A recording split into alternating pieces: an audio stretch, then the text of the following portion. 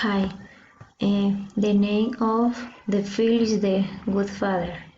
The movie starts in the summer of 1945. The wedding of Connie and Carlos Rizzi is celebrated.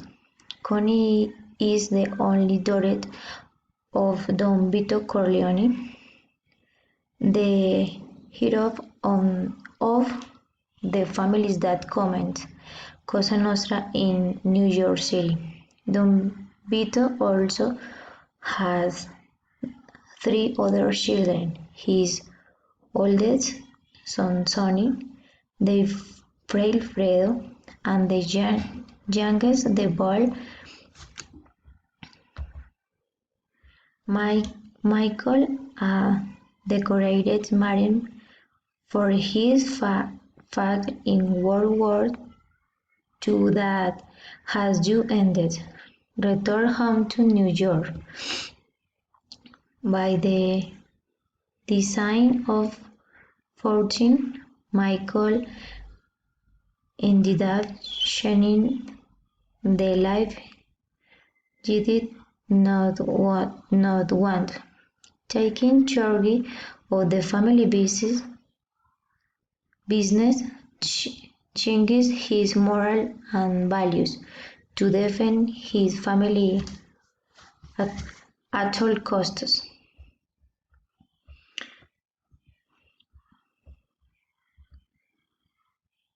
From the movie, Helena how cruel it can to live in a lifestyle surrounded by mafia, and if we take him to many young people where they will only learn to be cruel to others regardless of the risks and the lives talent. The movie made me feel very sad to know how many people lead life and end up with others without thinking about their families.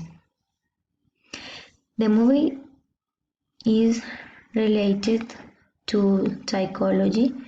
Characters are exposed to trauma. The behavior parents could be analyzed.